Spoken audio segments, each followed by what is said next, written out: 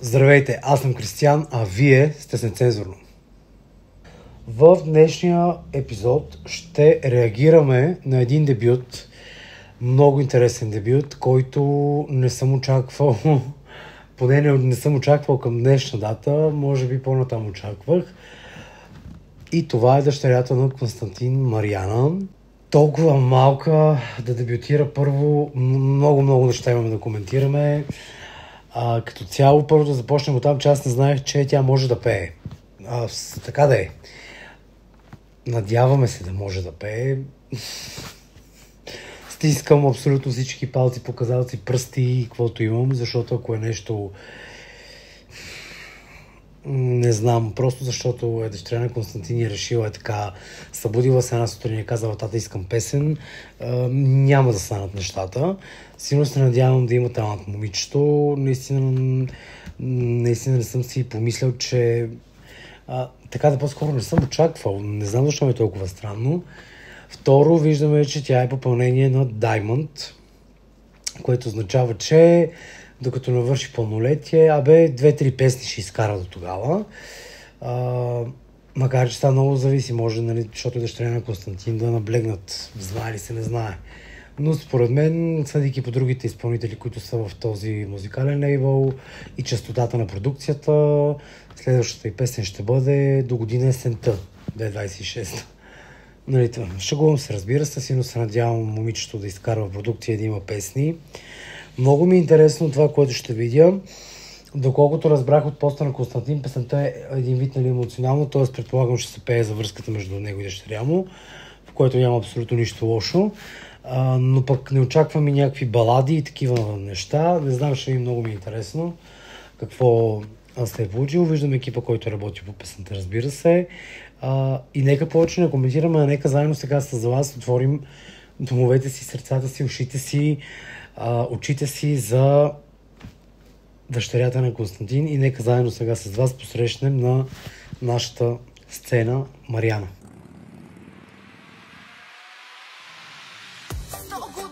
Шампион, го изневерих, глупост дайте милион, че го намерих, слага пако и витон, отвънка лъскав, хубав млад и богат, съвестта му мръсна, твойно ме боли пак и до лудост чак.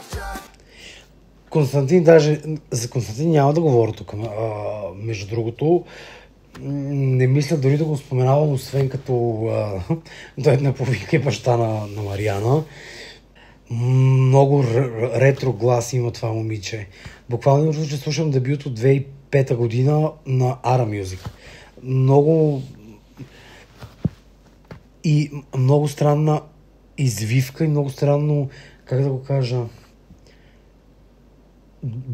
буквално много странна извивка има в гласа и има много дълбок глас, малко тип Сръбкините. И това, което виждам лицево, чисто копия на майка.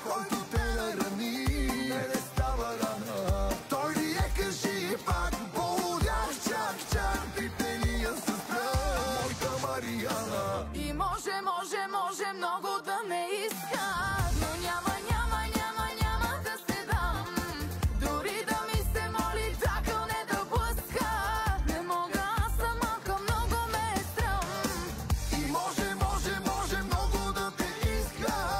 Очевидно е, че гледайки това, което представлява момичето като музикален продукт и като артист, тепърва започващ, казали се и какво трябва да направи. Напътствали се според мен 100%, ако тя не е била наясно какво трябва да се случи, защото изглежда готова. А на тази възраст да си готова е, меко казано, смешно. Надявам се силно Константин да я подготвил психически за това къде идва. Не, че тя не е гледала баща си от дете, буквално от бебе, нали, какво се случва в работата му. Поне така си мисля да е. Но, що се отнася и до изпяване, много агресивно пее, което точно за песните на Diamond изключително много ще й помогне. Тук в тази песен припева просто го заковава от раз. И не зная как ще тръгне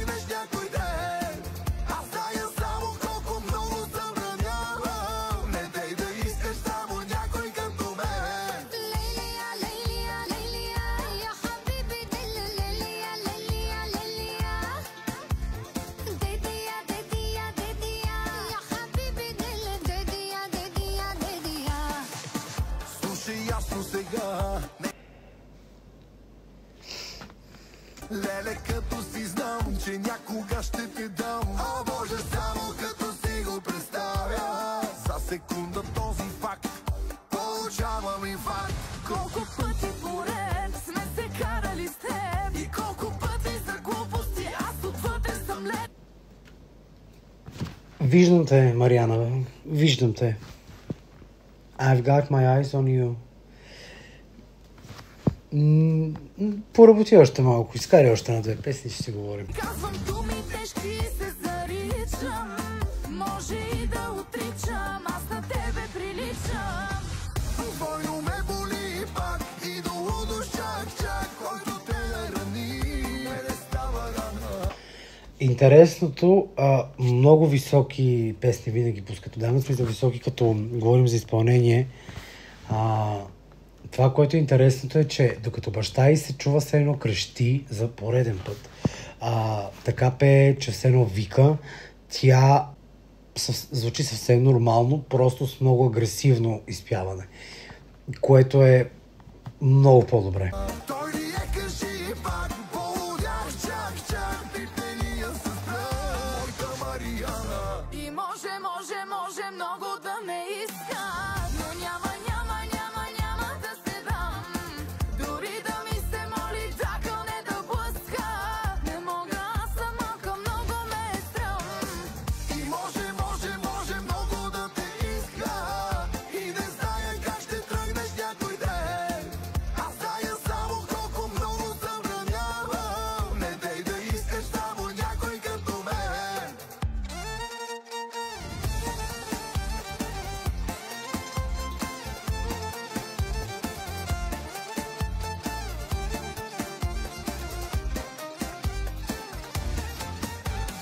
ليليا ليليا ليليا يا حبيبي دل ليليا ليليا ليليا ديديا ديديا ديديا يا حبيبي دل ديديا ديديا ديديا.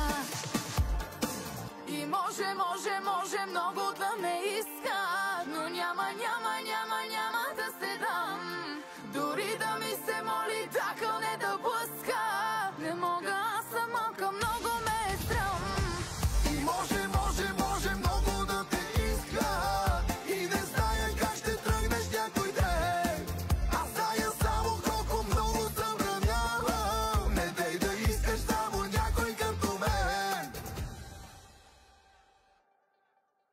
Добре, видяхме видеото, чухме басите, сега нека преминем към моето финално мнение за Мариана, дебюта й и дойде с баща й и песента им "Няма да се дам".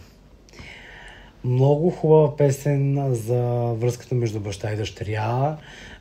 Едновременно с това пък обаче направено по такъв начин, че да не хем много лична, звучи си лична, защото все пак е между тях двамата песен, но едновременно с това е направено по комерциален начин, който да не звучи така, защото има песни, които са прекалено лични и чак като ги слушаш, имаш чувство, че не трябва, все едно не е трябвало да чуеш тази песен, тук не е така.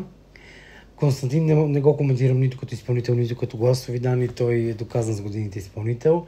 Що се отнася до Мариана, тепърва искам да видя какво ще предложи, таланта го има, чува се, там е, изключително интересен глас и глас, който в поп-фолка към днешна дата отсъства. И точно за това според мен ще е много трудно от началото, защото гласът е толкова разпознаваем и толкова различен от всичко друго, което се предлага на пазара в момента като глас. Говориме, че това е певица, която като си затвориш очите, веднага може да я познаеш, ако ти запее. Има още много какво да се работи върху гласа й, ама много. Нали, предполагам, че сега тя няма да си остане така и да си разчита на това, че е дъщеря на Константин. Надявам се силно на упорита работа, за да се докаже точно заради ето тия етикети дъщеря на, да се докаже, че може сама. Надявам се това да е един от малкото дуети, макар че знаейки какво се случва към днешна дата измежду тия фирми, това може би е първата и песен ще след 3 години самостоятелна. Не знам, интересно ми е да проследя продукта, има го, просто трябва да се развие още повече. Но иначе го носи, там е и личи, че е там. Хареса ми песента. Сега, разбира се, очаквам най-важните мнения и това са вашите. Така че оставете ми коментар по-дълго, какво мислите за дует баща и дъщеря. Благодаря ви, че гледахте.